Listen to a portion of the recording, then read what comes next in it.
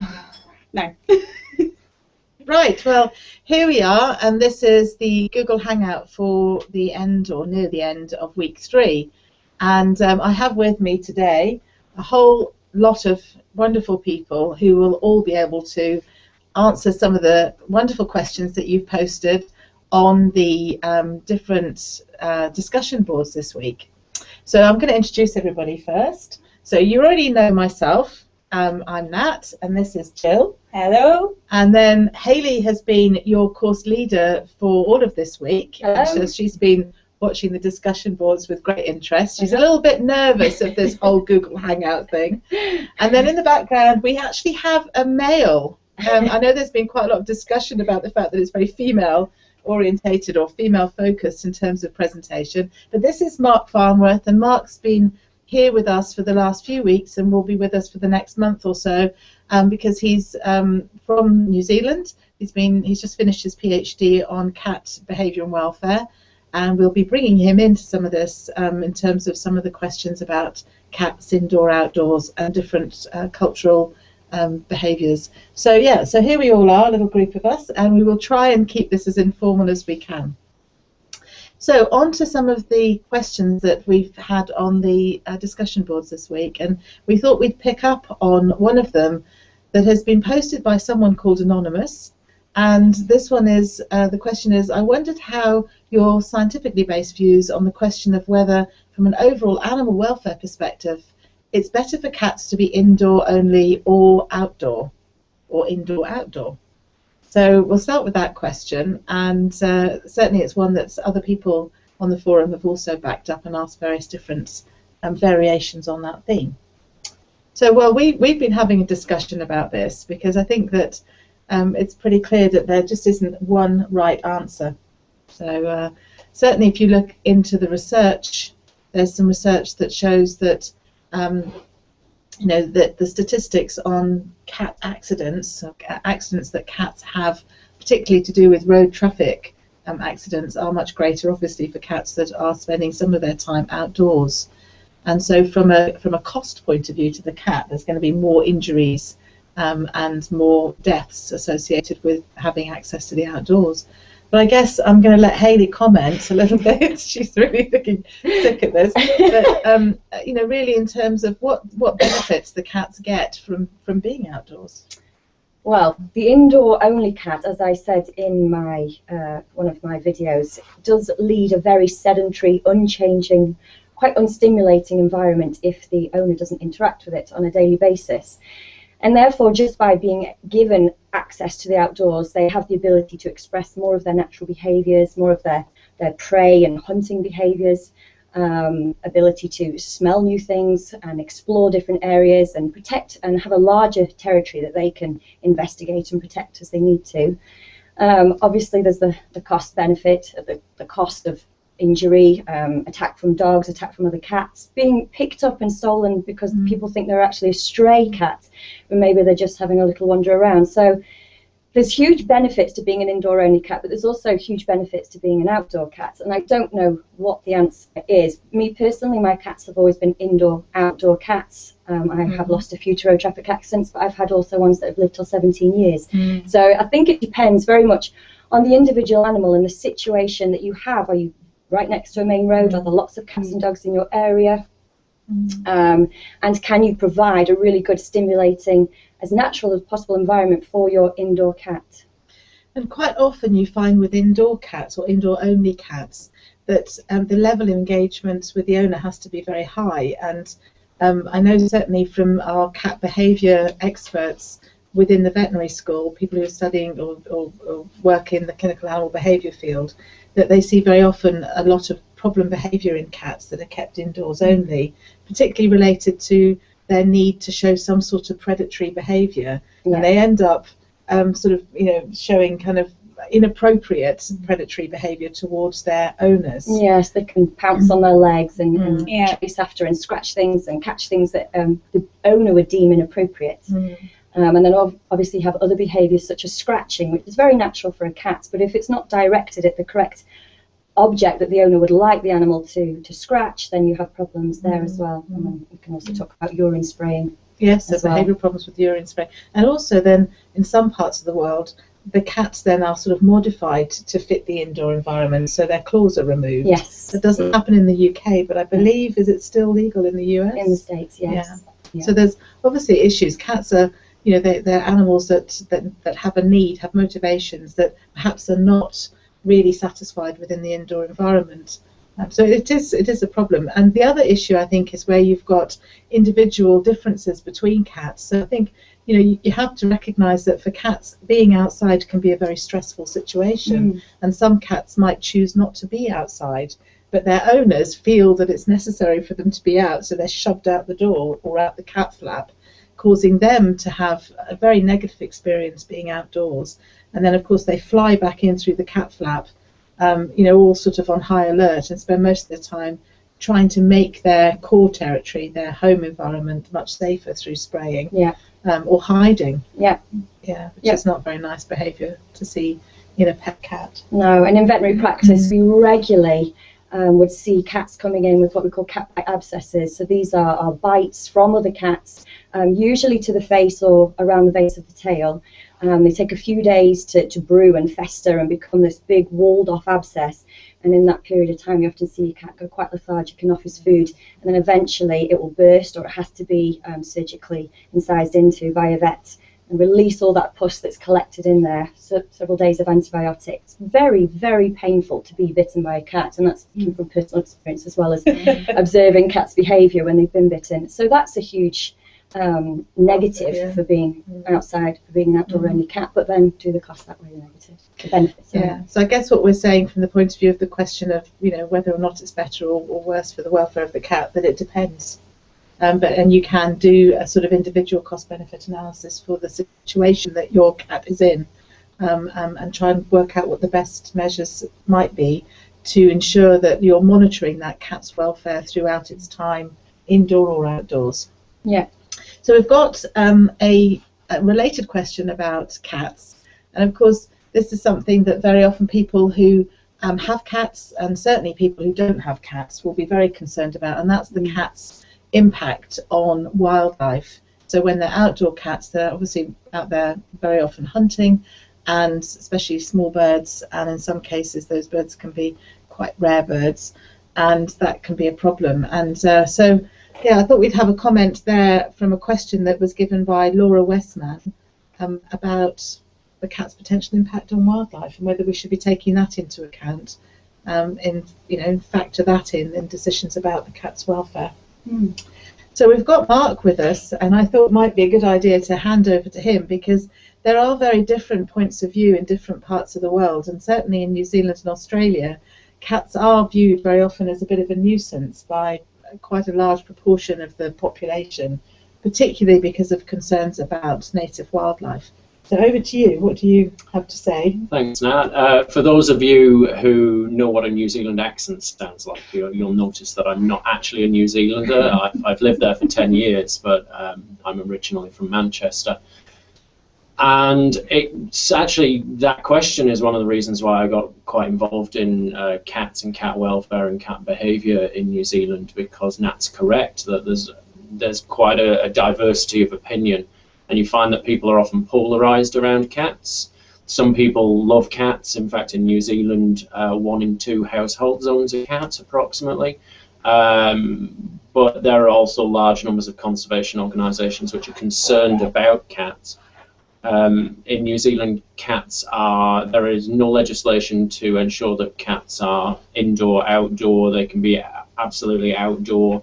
In fact, I think 5% of cats are kept indoors only, and the majority of cats have indoor-outdoor access. I'll just go back to one thing that Nat said, and it's a diverse topic with a diverse range of opinions. But the important thing that cat owners need to realise is that not only they are responsible for the welfare of their cat, but actually on a broader level, they're responsible for the perception of cats by people who don't own cats. Bad dog ownership, for example, people get very annoyed if someone doesn't pick up their dog's feces from public spaces. But actually, if you own an outdoor cat, that's something that you never do. but your cat's feces is always in somebody else's back garden, and they might not own a cat, and they might not appreciate that issue. So it is quite a complex issue. What is the impact of cats on native fauna, on wildlife? And in New Zealand that's particularly problematic because New Zealand doesn't have any native mammalian predators. So cats and dogs, rats, mice, they've all been introduced to the country and had quite a substantial impact upon the native wildlife. Interestingly, cats tend to eat rats and mice. Most of the literature shows, but that they do have a substantial impact upon rare birds, like Nat said. But that impact, again, it's where do you own your cat? In the middle of a city where those kinds of native animals are quite rare, the impact's going to be lessened. If you live on the edge of a reserve, then you have to be more aware of what your cat's going to do. There are other reasons for keeping cats indoors apart from just wildlife. So in Northern America, cats are kept indoors to protect them from wildlife because various animals will eat cats or kill cats that are found in their territory. Someone else mentioned zoonoses. There are issues with zoonotic diseases passed between cats and other wildlife, and also quite an issue with toxoplasmosis, which is passed from cats to people. And again, it's through fecal contamination or urine contamination, and if your cat is free roaming and contaminating the areas of other people, then again it impacts on that negative perception. So it's very complex, the whole extremely complex. But from the welfare of the cat, I think the important thing is that whatever the cat has previously experienced will dictate what it expects to experience in the future. And that's why you get indoor cats which don't like the outdoors, and of course outdoor cats which are difficult to keep indoors. So you have to be aware of the different histories of the different cats when making these decisions. So there's an awful lot, I guess, to be taken into account, but at the end of the day, a cat is a cat. Obviously that individual cat's preferences and needs relate to its previous experience and also its immediate environment. So I think it is about making sensible decisions about individual cats. So. All right, well, we'll move off cats for the moment until we come back to the individual questions.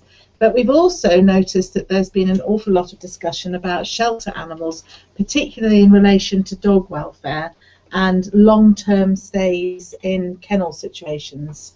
And so we thought we'd pick up on a question that was initially, I think, posed by Dawn MacDonald, and there's been an awful lot of sub-themes from that. So long-term shelters and how being in a shelter might affect dogs and cats. So if we start with dogs, it's probably a bit easier since we've spent quite a bit of time talking about cats. So really, let's think about what the issues are for dogs in long-term shelters and what the research has shown us. So I guess really starting with the fact that overpopulation within animal shelters worldwide is a major issue, and certainly in the work that we're doing overseas, you're getting to see an awful lot of. I mean, some of the pictures and the movies that you'll have seen on the MOOC, I think, shows just how many dogs and cats are seen housed together in overcrowded shelters. Yes, I've been to several shelters across Asia that hold anything between 2,000 and 3,000 dogs, all in the same area, some housed into smaller groups of maybe 200-300 dogs per group, and each of those dogs obviously has a personality and has preferences and has separate needs, even though they are the same species. Just like human beings, each dog has its own individual needs, which often, very sadly, aren't met within that very overpopulated situation that they find themselves in. So at the end of the day, obviously the aim is to not have animals in shelters, but we seem to be seeing increasing numbers in shelters, and shelters that become overcrowded because they don't have a means of moving those animals on. And then obviously we're seeing no-kill, so-called no-kill shelters, where animals that are healthy but unable to find homes end up being in shelters for longer and longer periods of time. So we went and sort of looked at some of the research to see what is the impact of being in a shelter on a dog. And I suppose the first thing to say is that most of the research has shown very clearly that it is the first period of time for most dogs that is most difficult for them. The point that there's a sort of adaptation period where the animal has to get used to the fact that it is confined, that the environment is restricted, and that there's a whole lot of novel things that they have to get used to. For example, one piece of research shows that the amount of time that the animal spends actually consuming its food gets faster as the animal is in the shelter for longer. Obviously, to a certain point, it can only get so fast. The other thing that's very clear is that cortisol levels, which, if you remember, is all about trying to measure the stress levels of the animals. Those cortisol levels really do rise very quickly when the animal goes into kennels. And actually, the cortisol levels don't come down until after days 4 or 5, depending on the individual dog. So the first week really is a very, very difficult time for those animals. And then after that, you do see changes in their behaviour. So you see that they're resting more. You could say that they're less responsive generally. They're less active because there's less to do. There's nothing really much to do, and they've sort of reduced down their escape responses or their frustration responses. And you're also seeing them being less responsive to unfamiliar people in the front of the kennel. So they just don't respond so much. And dogs that have been in long-term shelter tend to be just generally less responsive to anybody coming along because it's all a bit meaningless, apart from probably at certain times of the day when food is involved. And they start to learn to anticipate that and get more active at those points.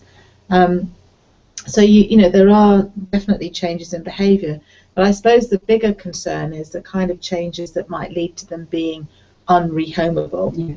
And I think that's been reported quite a bit, where you see dogs that are in long-term shelters showing increasing levels of aggression, particularly to do with guarding the thresholds or guarding the front of the cage.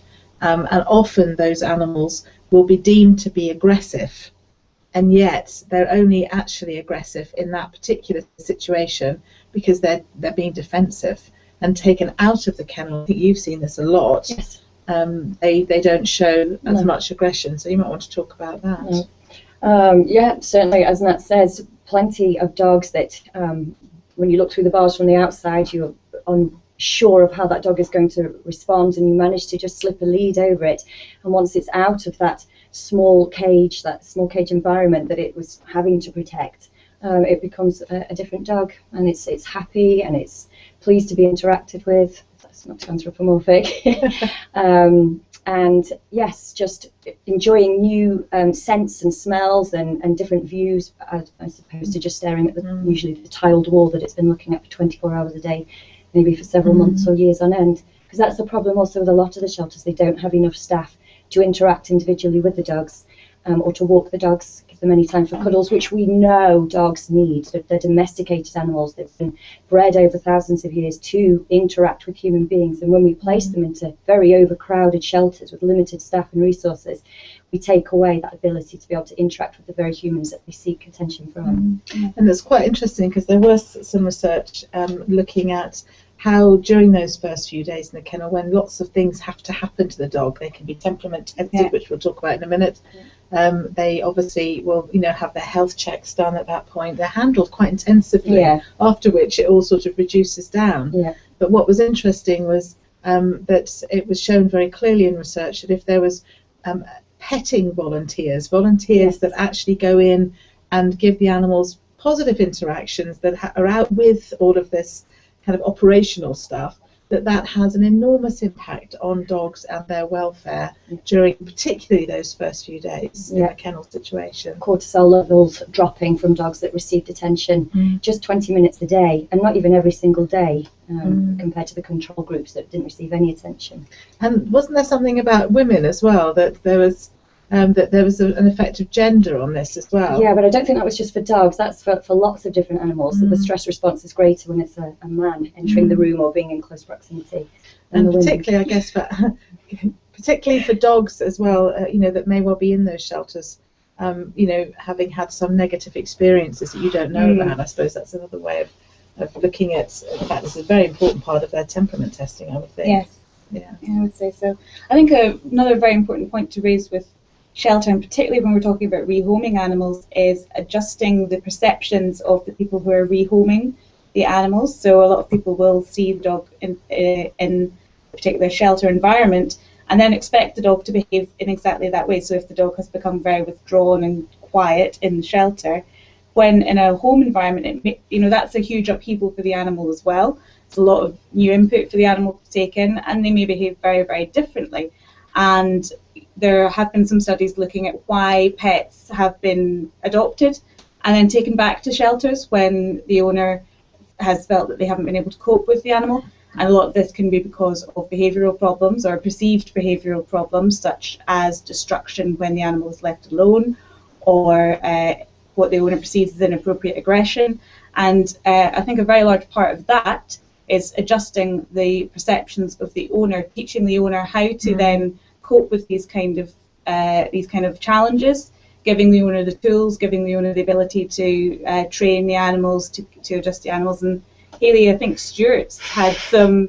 You've worked with this with Stuart, haven't you? Yes, yeah. So probably a lot of you saw Stuart in some of the videos. I use him when I'm presenting. He was filmed in a lot of the shots, and we also had that section about meat dogs because, as most of you probably know, he was rescued as part of 3,000 dogs that were intercepted between the borders of Thailand and Laos, making his way to Vietnam to be part of the illegal dog meat trade. And Heather, who you'll see in week 5, and I were both volunteering out there in the particular government-run shelter that rescued these dogs. And we both took a dog back to the UK with us. Lots of people have very different opinions about taking dogs from other countries and moving them into other countries when there's plenty of dogs here in the UK that need rehoming, but that's a whole other subject. And yeah, I did go into it with my eyes open, but I will admit that I probably wasn't quite ready for how much work I would have to put into him, because he was 6 months old when I got him, and within the first evening he was already very attached to me and would cry and howl when I left the room. And then if I even left the flat, then that's when destructive behaviour started happening, howling and vocalising, and then chewing various items, some very expensive. It's also a rented flat, so I hope my landlord isn't watching this. And so I've had him for a year now, and we've done a lot of behavioural modifications and a lot of separation training, and we're getting there very slowly, that he can be left alone for a few minutes at a time.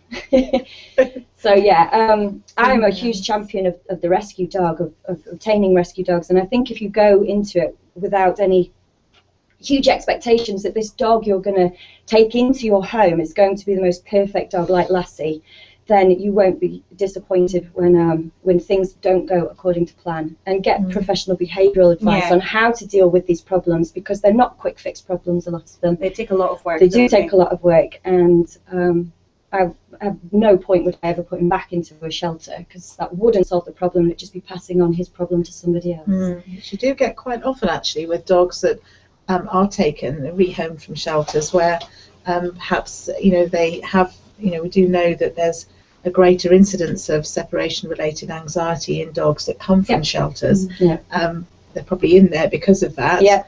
And then that is not an easy thing to test for in temperament tests.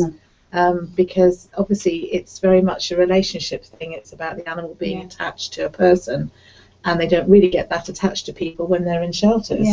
So of course they come out of the shelters, and then for those of you who will be watching this or are watching it now who work in shelters, you'll know this a lot more than we do. What happens is owners try to work with it. The animal becomes very attached to the new owner. Sometimes it doesn't work out. They end up back in the shelter, and of course the problem just gets worse and worse and worse for the individual. I think you have to remember that the shelter is a very strange environment for a dog to be in. It's they're kept sometimes in isolation, or perhaps only with 1 or 2 other dogs. Sometimes they're kept with many other dogs, but always in groups that have been organised by humans. So we have reorganised the animals and put them into the groups that we decide, and usually for management reasons, for things like how easy it is to clean this particular kennel, rather than do these dogs get along, or is this appropriate group to keep these animals in. And that's a very unusual environment for a dog to be in. And when we then do temperament testing or personality testing on these animals, we're testing them in this environment with all of these stress levels that these animals have. And we would expect those behaviours to change when the animal moves into a different environment, because personality is in some ways very fluid, and an animal can change. And anyone who has been involved in fostering animals will know this. You know, I think we've all probably at some point adopted an animal whose personality has changed, usually for, you know, in a positive direction, become bolder or calmer, or yeah, he became calmer. But he, when he was in the rescue, sorry, from my personal experience, when he was in the rescue shelter, he didn't show any signs, as we said, of separation anxiety. But then when moved into the home environment, he did. But he did then become a more confident, more playful dog when taken out of the shelter environment. That's quite interesting, actually. I used to foster a greyhound, and I find fostering really, really hard. I get much too attached, so it's not something I do anymore. But when I did foster, I remember one particular greyhound actually did become very attached to me as well, and he became much more confident eventually, and, you know, when he did leave it was fine, but he still had that level of attachment to me. And it was, you know, we at the time, with the particular charity that I was working with, we did a sort of a hard separation, if you like, where the dog went from the fosterer to the new family, and I sort of didn't really, I was just told by the charity how the dog was getting on, and they were saying, oh yeah, he still looks for you sometimes, which is very anthropomorphic and possibly not what the dog was doing, but made me feel awful. So the personality of the animal can change, and they can form new attachments to different owners. They can become more confident, more relaxed, particularly if they go into a very stable environment from something that's been previously quite unstable. It can take them a long time, but you can see very large sort of changes in their behaviour overall. So while personality and temperament testing is a very powerful tool, you have to remember that the context you're doing it in a shelter can be very different from how the animal will actually live in its day-to-day life when it's part of a family. Yeah, so I think that being a shelter dog is challenging, but equally getting a shelter dog can be the most rewarding thing you've ever done. Oh, definitely. But also, you know, it's not an easy ride. Although, depending on the dog. Yeah, I will say though, this it also can happen the other way. My dad's last dog, who he adopted, I think you've seen pictures of her in some of the courses, turned out to be perfectly trained and the most obedient dog I've ever met in my life. And we certainly didn't train her. She just came. She came from us, from the shelter, perfectly trained. So, you know, you might be lucky and get a dog like that. Yes. Well, yeah, it's crossed for you. But it's quite interesting. So some of the other research that we can pick up on is about rehoming dogs. It's about, you know, how rehomable a dog is. And what's quite interesting is it's not necessarily just the dog's temperament or the dog's appearance, which is obviously an important one, but it's also to do with what kind of environment the dog is in when you go to the rehoming centre. And I think some of the animal shelters have picked up on this and started to do things like put different coloured collars on the dogs. Yeah. They found that if the dog has a name or a story, that makes the dog more attractive. Now, I'm just thinking about dogs again in the sorts of shelters that we see, that Hayley sort of has worked with overseas in developing countries where there's a lot of problems with stray and unwanted dogs in shelters. And I don't really think that you see an awful lot of those kind of techniques being used yet. No. And hopefully they will be. Yes. I did see one amazing idea, and this was in Beijing in China. So very often when you go to shelters, they're sprawling places with thousands often of dogs all housed. It's noisy, it's dirty, it's smelly. You've got all sorts of shapes and sizes of dogs, and to be honest, half of them look feral and completely unappealing to bring into your home environment with your family. And what this one gentleman was doing was he set up what was called the Little Adoption Shop, where he had a rescue shelter. It was quite a small one. It only had around 100 dogs, and he would pick out maybe 5 to 10 of the dogs that were ready to be rehomed. They would be bathed, they'd be beautifully groomed, they would have all been neutered and health checked and vaccinated, and he would display them, if you like, in a boutique-like setting, and people could go in and visit those dogs, and they were on clean little beds, and they greeted you very nicely because he'd done some one-on-one training with these dogs. And it was a far more enjoyable experience for the potential new owners to come and choose their dog. But he was very sensible as well, because he would interview these owners, he would ask them questions. If necessary, he would do house visits, and he would not accept any money because he wanted it to be very obviously a charity, but he did accept donations for those dogs, and he was quite successful. And by that I mean he rehomed 3 dogs a month, which I actually think is really good going for such a small charity, and that's better than not rehoming 3 dogs a month and them sitting in a shelter for the rest of their lives. Which is the case with an awful lot of those larger shelters. Yes. Yeah, because of problems really with getting people to want to have shelter dogs. Yes. It's quite interesting, even within countries where we have large shelters that are very well run, and there's quite a lot of these different techniques used. The research that we found really shows that that when you're looking at asking people what kind of dogs they would prefer to have from a shelter, that whether or not the cage is fouled at that point in time that people are walking around does influence whether or not people want a dog from that group of dogs. And the largest preference is whether or not the dogs have toys or beds in the cage. So if they've got toys or beds in the cage, then they're more likely to be chosen than dogs that don't have any toys or beds. Yeah. So again, really showing that it's about the context as well as the kind of characteristics of the dog.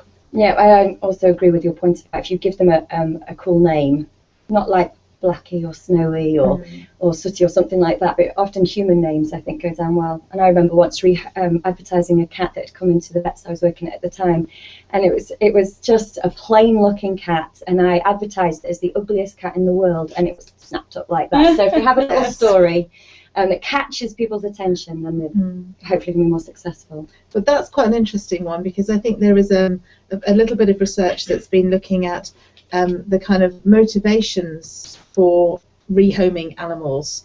You do find that there are people who like to rescue animals, and they feel that that's it's very beneficial to them as well as to the animal, so it's all a good thing. But they do need to almost feel that that animal needs them. And I think having I'm not sure there's a huge amount of research to this, but I know there's quite a lot of anecdotal evidence for, particularly in cats, that if the cat has a limb missing, for example, that it is actually likely to be rehomed. That's very, very true. Surprised me hugely, because I thought that these animals would be less preferred, but in fact the evidence from an awful lot of people who work with shelters is that those cats are actually rehomable. Yeah, and the ear amputation ones as well, they're snapped up, or an eye missing. I think not that we're promoting that anyone does anything to any animal in order to get it rehomed, but we're just pointing out that this is some of the evidence that we've got. I mean, one of the rationales for that is if people are motivated by the concept of rescue, and they see an animal which they all think nobody else will rescue, then they're going to rescue it first. And actually what you end up with is a large proportion of those people looking for the animal which they feel nobody else will want. And so actually the animals that are least wanted, in inverted commas, are the ones that go first. And in fact that was the case with our colleague Heather, who we keep saying you're going to meet in week 5, because of all the thousands of dogs that she could have chosen to rehome from the centre that Stuart came from.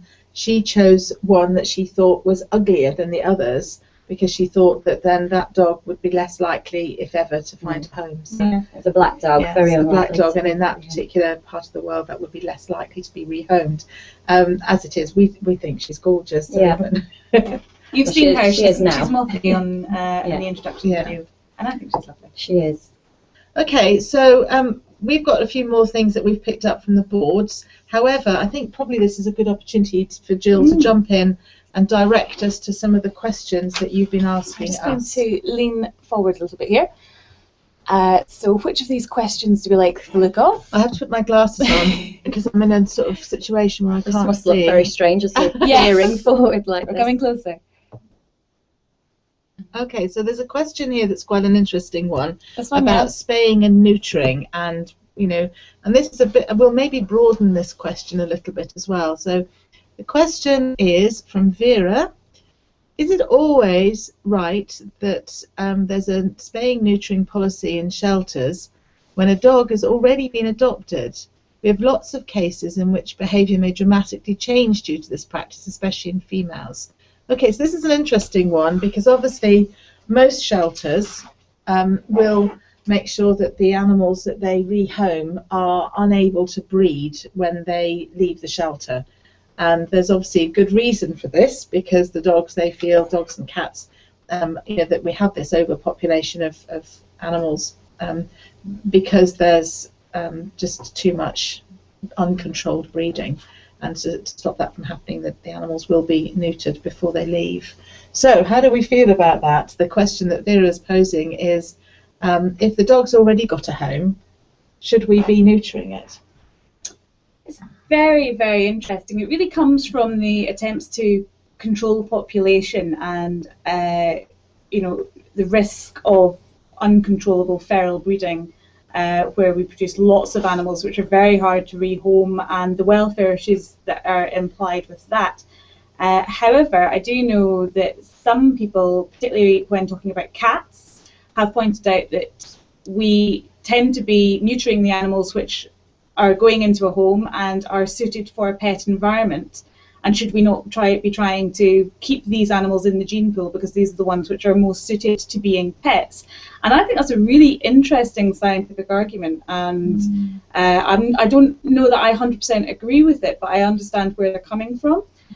Particularly, I sort of mentioned, I think in the forums, John Bradshaw's Cat Sense, he makes a similar argument to that. And so what he's basically saying, that we are, because these animals are friendly and therefore attractive and good, make good pets, that if we keep neutering the good ones, that we're going to end up really with uncontrolled breeding in feral cats or cats that are, you know, less friendly. Yeah, I'm not sure that I can see the point, but I'm not sure that I agree. I'm not sure I agree. There are a number of core problems with that argument. Certainly in countries where the majority of pet cats are sterilised, neutered, the origins of the majority of cats that come into shelters which are not neutered is from unneutered stray cats which are breeding on the streets. So obviously adoptability or behavioural adoptability is not related to the origin of the cat. There's still lots of cats coming from the street. Tens of thousands of cats which never get adopted, because that's the other argument. If these are uncontrolled breeding events, then for every one cat that we neuter and rehome, there are likely 4 or 5 cats which never get to the point of being rehomed and are either euthanized or returned back to the streets after being desexed, which is an interesting question in itself. The question as to whether desexing, which is what we call it in New Zealand, it's called desexing, and whether neutering is important prior to someone taking that animal away, all the research shows that even if you give someone a free voucher for desexing, when they bring their cat back or their dog back after adoption, the likelihood that they will bring it back is actually quite small, even if it's free. It's called kind of owner or adopter non-compliance. People tend to get swept up in other things. They begin to like the personality of their cat or dog and think that desexing it will cause changes. And it does cause changes, but those changes are, in most cases, they're manageable changes. They're very often almost adaptive or positive behavioural changes to the animal. Okay, so we'll move on to another question. Can you do the necessary? I can indeed. And we'll pick up another one. Let's see if Hayley can see something that she can. You see Hayley? So, Jill, you've sort of covered that. What do you think about the use of foster homes for shelter animals where the dog may form strong attachments? Should we talk to this? Just quickly, very quickly mention that one. Yeah. So this is from Teresa. Hello, thanks for writing it. Sorry, Tom. What do you think about the use of foster homes for shelter animals where the dog may form strong attachments to foster carers before being rehomed? I think it's a really good point. It is. You've got personal experience with this. Yeah. We call it the Failed Fosterers Club, the charity that I sort of sometimes work with, because a lot of fosterers will be unable to give up the animal, and it's why I personally find it very, very difficult to do. For the welfare implications for the animal, again, it comes down to the fact that you have to provide the animal a good welfare while it's being fostered, which means interacting with it, and that's good. And the hope is that a well-balanced animal will be able to adapt to having a new home, and many dogs and cats do, and they do adapt to having new families and new sort of main people. Where an animal is already having welfare problems because it has an inappropriate attachment to a particular person, that problem is probably rooted in other behavioural problems that the animal's had, perhaps past experience, and these kind of things have to be considered very carefully. And I know many reputable charities use very experienced fosterers for this, and they are already, when they're fostering the animal, they're already doing things like how to do separation training from the animals as well. And I would certainly say that fostering is something that should be done by experienced people. That said, many of the animal welfare charities that I know of rely heavily on fosterers, because, as we've already said, a lot of these shelters are becoming more and more overcrowded, and I think the fosterers play such an important role in enabling those animals to go into a home environment, which is bound to be better than being in a shelter. That's the point, that you take them out of that often negative shelter environment. And actually, sometimes the fosterers end up adopting the animals anyway. Yeah. I think one of the things I often hear people saying about, for example, dogs and cats, is that it's important for a female to have a litter before you desex her. There's no evidence that that is in any way beneficial to the welfare of the queen or the bitch. And the other side of that is, for each of those litters which you then find homes for, you potentially remove homes from animals which are already in shelters and which do require. That's a myth that needs to be busted, I think. Yeah. Right, let's move on to another. I'll have a look and see if I can just quickly read through here. Keep going down.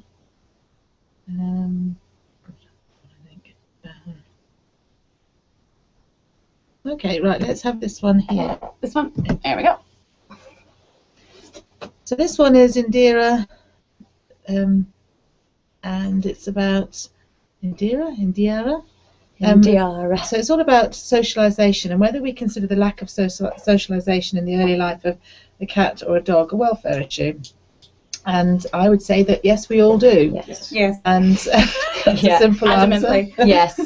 Nowadays, I think there's thankfully an awful lot more information for pet owners about socialisation. However, saying that, we all live in parts of the world where this is something that is advertised and talked about quite a bit in relation to getting a new pet.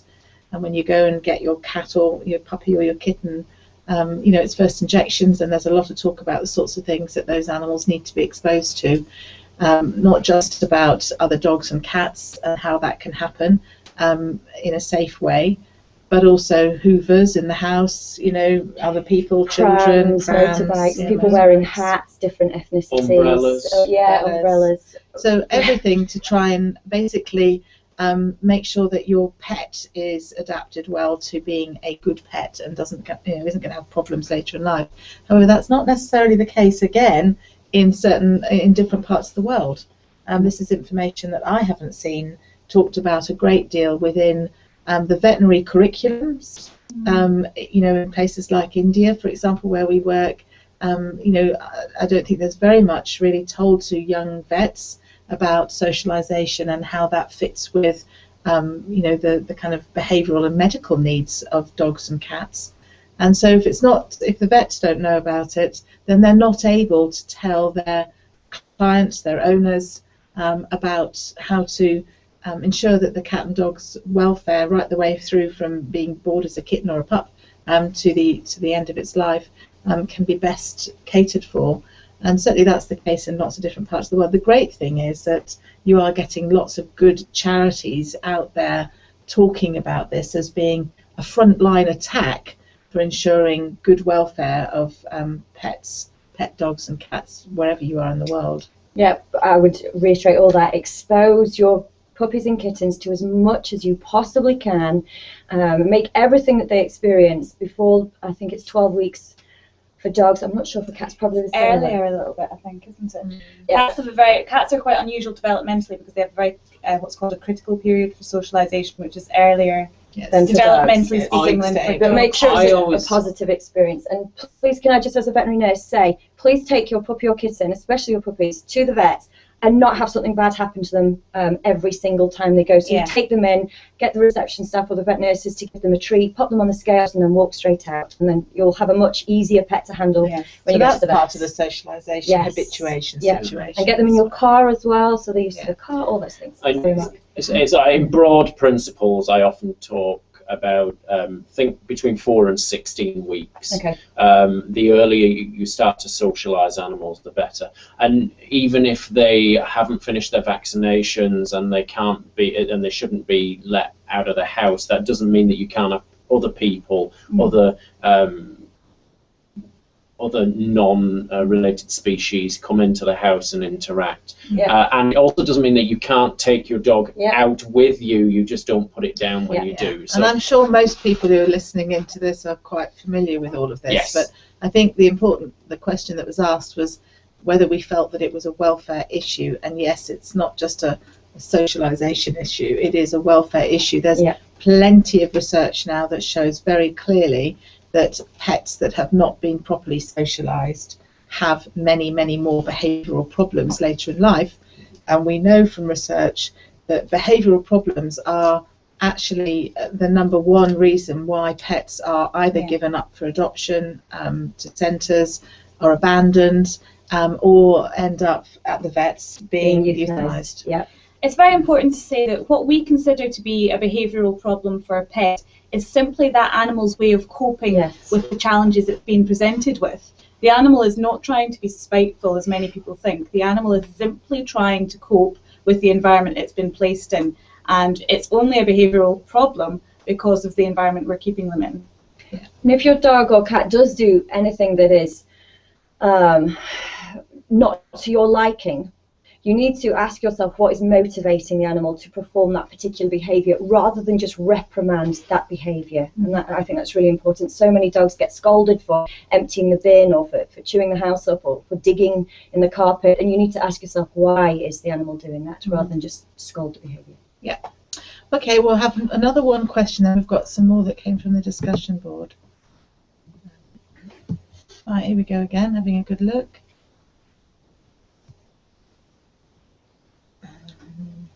That one was in the thread, actually. That one there. It was, I think, Okay, well, we'll pick up on. In fact, I've got this actually asked questions here, so we'll do that one there. Socialisation we've done. What else have we got? I've done.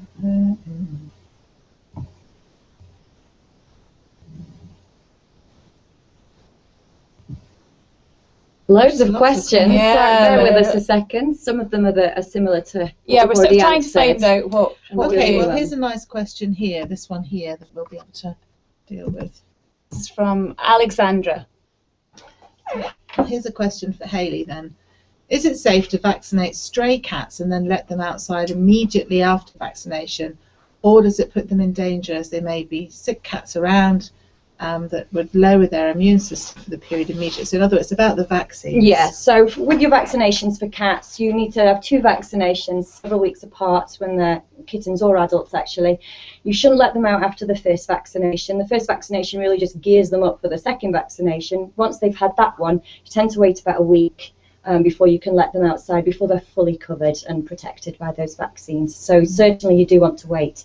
But when it's with dogs, as Mark was saying, you still want to make sure that you're carrying them around outside so they get that important socialisation period. But certainly with dogs as well, wait until a week, 10 days after that, or well, a week after that vaccination, before you expose them to all the nasties that are out there. Have to be careful, I guess, about the kind of vaccines that were used, though, I suppose, because we're used to having vaccines now that have been developed so that they can be given earlier and earlier, but it may well be in some countries that there are different drugs used, different vaccines used. And different diseases needed to vaccinate against. Yes. And this question specifically asks about stray cats, though. So I've ignored that, sorry. If it requires 2 vaccinations 7 weeks apart, you can't really do that. 2 to 3 weeks apart. Yes. 3, sorry. Well, with stray cats, what would you be vaccinating for? You would be vaccinating against predominantly cat flu, which we know it spreads very, very quickly. That's rabies as well. in other countries, yes. sorry, yes, of course. Well, with the rabies vaccine, that is often a one-off vaccine that lasts several years, and with those, the trouble with stray animals is that you're not likely to catch them again, and keeping them restricted until they're ready for the next vaccination or until that vaccine has taken effect is probably really compromising their welfare. So I think, personally, it's a cost-benefit analysis would be better to vaccinate the cat and release it back to its environment where it's comfortable and familiar with, rather than keep it contained for that period of time. But only, I would assume, if you expect the vaccine is going to be effective immediately after release. So if it was anything that would require a sort of a two-part vaccine, probably wouldn't be worth it, would you say? To vaccinate it? Well, our opinion was always no vaccine. A vaccine is better than no vaccine. Right. It also depends where you're releasing them into. If it's a very heavily cat flu area, then you would probably try harder to keep them back from being infected from the other cats. That's a difficult one. That one's popped up, so I'd have to do some research to answer that one properly, I'm afraid. I do think it's an interesting question, and not one I think we can answer here, but what are our obligations to free-living cats if you have some that are kept in managed colonies where you can catch them again, and where they do get interacted with regularly, although they're not owned, versus stray cats who are caught in a trap, given a very negative experience, which means that they'll never enter a trap again. Yeah. What's in the interest of the animal? And I don't think that's something, I think we'd need an hour on that alone. But I think it's certainly an interesting one for the forum to kind of get their We'll let you carry on discussing that. Okay. So there's another question I think we can just sort of move, because Violetta Solis Soto, she's asked a question both in the discussion boards, but also I think she's asked some very interesting questions on our live hangout here. So if we just pick up, Violetta, on one of your questions, which was to do with cats living in multi-cat households, and whether or not the cat's welfare is compromised. Is this really so? And you ask, is it better for a cat to have a cat companion to play with? So I guess I'll kick off with just the research side of it, and then we'll talk much more practically about some of the kind of individual examples. But certainly this whole issue of multi-cat household has come from research that has been looking at the levels of sort of urination, inappropriate urination, stress behaviours, and certainly they are, generally speaking, when studied, seen in much more frequently where you've got multi-cat households than where you've got cats kept alone, and that's generally thought to be because living in large groups for most cats is actually quite a stressful situation, and when you've got very large numbers of cats, such as you find in some cat shelters, where cats are not that familiar with each other, it looks very often on the surface that the cats are quite quiet. They all seem to have sleeping areas and so on. But if you watch their behaviour very closely, you will see that they tend to have problems passing each other, that you'll see quite a lot of lowered postures, creeping sort of cats, trying to sort of move around, that they are, generally speaking, that it is quite a stressful situation. However, there's also been quite a lot of discussion on the forums about the fact that cats are not necessarily just solitary animals. No, selectively social, and I think it's a really good phrase as well. These cats will choose who they want to be friends with, who they want to spend their time with. If there's enough resources, then it's less of an issue for these cats. So I think selectively social, like a lot of people are. We don't love everybody we meet, and it's the same with cats. And there'll be plenty of you out there have got cats that sleep on piles on top of each other and look like they spend a lot of their day together. And I think if these cats are choosing to be friends with each other and have known each other from a young age and been well socialised together, then we can say that these cats are very sociable animals. But for a lot of cats, being on their own is their preferred choice. But yeah, selectively social. And as a great cat lover, I have large numbers of cats. I'm not a hoarder, I promise. I just have a lot of rescue cats, and I can say that my cats, I've got a sisterhood going, that they're not related to each other, but they have been brought in as kittens within the older cat household, and they appear to me to be quite social with each other, but they are very selective about when they wish to be social, and they do need to have their feed areas and so on apart. Luckily, my cats are quite happy to use the same cat flap, hole to come in and out of, but in some multi-cat households, they will only work effectively where the cats have different entrance points, because of course they do mark their entrance points, and where they have different levels of feed areas, different sleeping quarters and so on. And certainly you need to make sure that if you have a multi-cat household and they're not choosing to go outside to go to the toilet, that you provide one litter tray per cat plus an extra or a couple of extras. That's important. Cats don't like to go to the toilet where someone else has just been to the toilet. Also, what I often see when I go to people's houses is litter tray, food bowl, water bowl, all next to each other. This is really undesirable for a cat. Or for anyone, really. For anyone. No one would go to the toilet in their kitchen or cook in their toilet. So it's the same for cats. Keep those things separate and make sure they do have plenty of different hiding areas and sleeping areas, and that they can get away from each other. Yeah. And it's one bed per cat. So in the same way with the litter tray, provide options for them to sleep apart, provide options for them to feed apart, no sharing water bowls. And they will choose to sort of be together when it suits and apart. Now you have to provide those opportunities. So yes, basically in terms of the cat's welfare, whether it's compromised living in multi-cat households, I think we'll say that depends on the individual. So again, it comes down to how you manage things. So there's no absolutes here. I mean, animals are all very individual. And often a new cat will enter a multi-cat household as a result of someone's had 3 cats. They've always got on very well. One of the cats dies, so they decide to get another cat. And actually, that's often where the problems arise, because although those 3 cats got on very well, as Hayley says, it doesn't mean every cat gets on with every other cat. And you have to do these introductions very slowly. You have to do them in a controlled manner, so that the animals are all feeling safe and secure and that their territory is not being threatened. And it's another case where owners very often have to adjust their expectations because the animals have their own needs.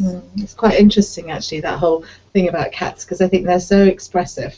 They will actually tell you very quickly if there's a problem, and it's normally something that you'll notice because there's a smell situation going on. The other important thing to remember is that a multi-cat household might not be because you own more than 1 cat. Unsecured cat flaps allow entry of other cats into the household, and often that can be the cause. If your cat suddenly starts spraying or behaving unusually, it's often because another cat has entered the territory and into the household as well. You never know what goes on in the secret life of cats, really. I think that's especially ones that live outside. Right, we'll pick up on another question here, if you can. I'll go up to the most popular ones. Yes, let's go to the most popular here. Sorry. At the top. Okay, so let's pick that one. It's an interesting one, isn't it? It's another one from Vera, and it's about is stress a bad thing? Do we sometimes overprotect pets? And is that also a negative thing? So perhaps that we're, by overprotecting them, we're not actually kind of enabling them to have better tolerance to stress. And I think I'll start with this one, and I'll talk about it in relation to fireworks. So in some parts of the world, there are times of the year when there's an awful lot of fireworks, which are these kind of explosions that are supposed to be fun, where you get lots of lights in the sky and lots of sound and lots of smoke. And in other parts of the world, you get a lot of thunderstorms, and again, those are quite loud. You get a lot of atmospheric changes and so on. And go back to the fireworks. You often will find that you get pets that become extremely frightened, anxious, and sometimes what is called fireworks phobic. And the same thing happens for animals that experience a lot of thunderstorms and so on, and become a little bit sensitized to that, and then eventually it becomes a major behavioral problem with those animals really being very, very stressed at certain times of the year or due to certain situations. The reason I'm telling you this is because of the owner's behaviour in those situations. Very often owners obviously worry hugely about their animals' welfare, and they may well actually, without realising, contribute to the problem, particularly as that anxiety is developing, by being a little bit too protective of those animals and disenabling them, not allowing them to learn to cope with different situations. And there is a fair bit of literature written about the fact that owners can almost positively reinforce bad behaviour or anxious behaviour or fear behaviour by rewarding that animal every time they show any kind of fear response. So they end up sort of stroking the dog or cuddling the dog and reinforcing the whimpering and so on, which is perfectly understandable because you want to make it right with a child. But sometimes that does actually cause the problem to become worse. Mm-hmm. So I think sometimes in certain situations we have to think about what we're actually reinforcing in our pets when we are stroking them, when they cling to our legs and whine and whimper and want to climb on our laps. We're actually not enabling them to learn a coping mechanism for themselves. So I think you can be contributing to the problems that they have. Sometimes learning to cope with stressful situations is an important part of development. However, how that's done in a positive way is very, very important. Yeah. Because you can equally cause the problem to become worse by not giving the animal the correct reassurance at the correct time. So yes, so I believe that the animal's tolerance to stressful situations needs to be trained. Yes, very slowly, and little by little. So in terms of the fireworks one, you would start off by having the special CDs you can buy now of fireworks or thunderstorms, and you play it at a very low level in the house, so it's barely audible. And over a long period of time, you build up that level of noise, of firework and thunder noises, until the animal becomes desensitized to it.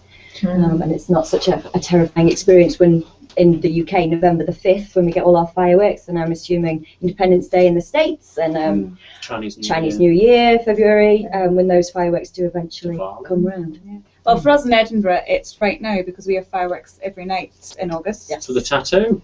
Well, yes, the tattoo, yes. We have the Edinburgh Festival, which is a massive thing. Started today. So for some animal owners, it's the time that they leave the city, because their animals just can't tolerate this, and it can become quite extreme for those animals. There are obviously drug therapies that can be used for the short term.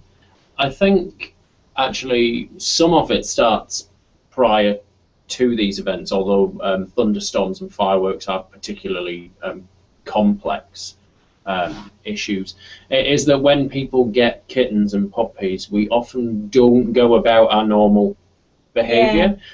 We try not to make lots of noise. We try to keep quiet around them. If they're sleeping, we try to make sure people don't make too much noise or interrupt them. And actually sometimes I think that predisposes them to finding loud noises uncomfortable or unpleasant, because during that important socialisation period they just haven't got used to the fact that humans are noisy creatures. Well, I mean, a good example is fortunately we don't have too many of them, but there is this thing called puppy farming, where you have animals that are reared in kind of kennel situations, often without having been around the hustle and bustle of the household. Not for meat at all. Not for pets. This is for pets. Yeah. So people perhaps breeding dogs that are pedigree dogs, and I think that's where you do have situations where they're not exposed to much noise or traffic. And again, we go back to the socialisation, habituation period, they end up not making particularly good pets. They don't cope well. Yeah. Some of the research on puppy farms is actually the biggest problem is when the adult breeding male or female gets to the end of their life and then people try to rehome them, that they have had such a long life of living not in a household environment that they actually like habitual shelter dogs can be quite difficult to manage, and so you shouldn't always walk into these things with your eyes open, as Hayley said. Okay, well, we're now an hour on from when we started, so I think what we'll do is pick on pick up one more question, and then I think we ought to let you all go. So, what's the next question that we have here? About age. I think we'll look at age in dogs and cats. And again, a general question. And this one, sorry, I'm going to look much more closely here. Benali Chavez.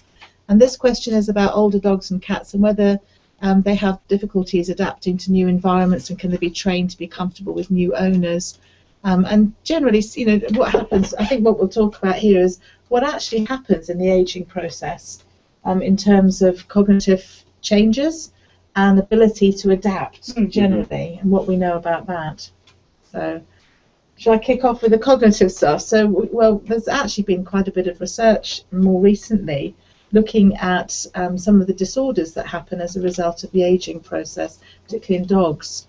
And I think it's because actually our pets are living a lot longer now, so we're starting to see more issues to do with them getting older. I mean, the first thing I think to recognise is that age in pets is associated with the same sorts of things that the aging process in humans is about. I mean, I'm now getting old, so my eyes are going. So No. so that's why you see this going on all the time.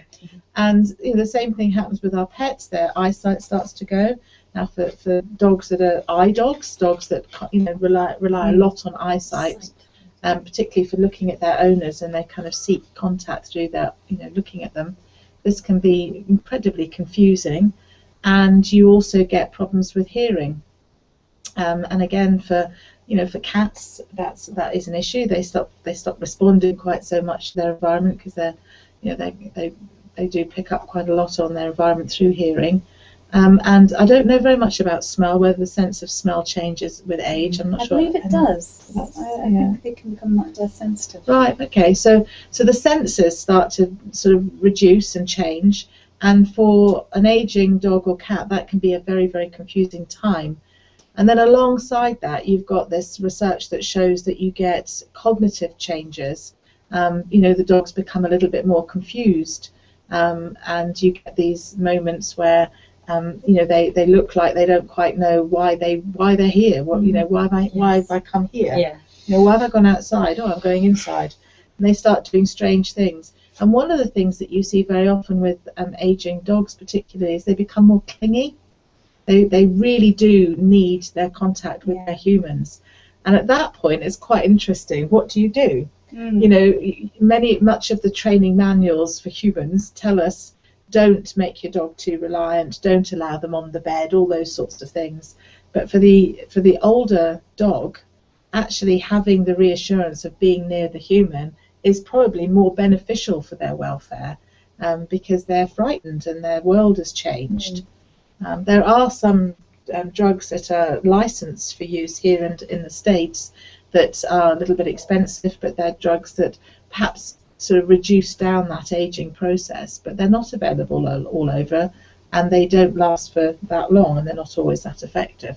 But recognizing that being an older animal does change perceptions on changes in environment, and one of them might be if the owner changes. So if you've got an older dog and their owner has become ill or has died, and then they're up for rehoming, they might be very, very challenging to own because they have already had a relationship with an owner who perhaps has understood what's been going on and how their behaviour's changed. Yeah, and that can be very challenging for an animal. So the obese cat, which you saw in the 5 Freedoms lecture, has recently been adopted by my little sister, and she's a very elderly cat. I think she's 13 or 14 now, and as of course is not in brilliant health because of her obesity. And she was also unfortunately had to be rehomed because her owner was very old, and so there are a lot of complex behavioural problems there. She's having to adapt to a whole new environment which she's never been in before. She doesn't have the best eyesight, so exploring this environment is quite difficult for her. She is also now on a diet which she's not very pleased about, but is better for her health. But that's a change for her as well, because previously she was fed whenever she liked, and now she's getting limited amount of feeding, and that's a change for her, which is different. And she's also one of the things that she does is which my sister has recently discovered, is that she's very keen on eating human food. and clearly this was very much allowed in her previous household and tolerated, if not encouraged, and will quite happily approach a human plate and try to eat off of that plate. And this is something which she's now no longer allowed to do. And it's very, very difficult to train an animal to something which it's been allowed to do all its life, especially when they're older and their cognitive function is declining. They don't have the same capacity to learn. They're not able to learn as quickly as they did before. Not as motivated to learn. There's also age-related personality changes. Quite often animals will become, owners will report that an animal is perhaps more grumpy than it used to be, more prone to sort of bouts of aggression or wanting to be alone when they're older, and that can be related to things like arthritis or pain related to aging, and even just the cognitive changes themselves which change the animal's personality. So it can certainly be done. An animal can certainly be rehomed at a later stage, but there are lots and lots of challenges. And again, I think I've said this a couple of times today, it's all about the owner's expectation. What does the owner have the appropriate expectation of the animal? And my little sister very luckily has me to nag her constantly and to tell her that, you know, she has to be very patient with her cat, and she does very well, I think. But you know, it's challenging for the animal to have all of these different things to learn with all of the sort of handicaps of age, shall I say. I think and again, it's on an animal by animal basis, but for example, rehoming older animals, often we've talked about how often they'll come from a household where they had an elderly owner, then you have to be aware you don't take that animal and put it in a household with very young children or a young family.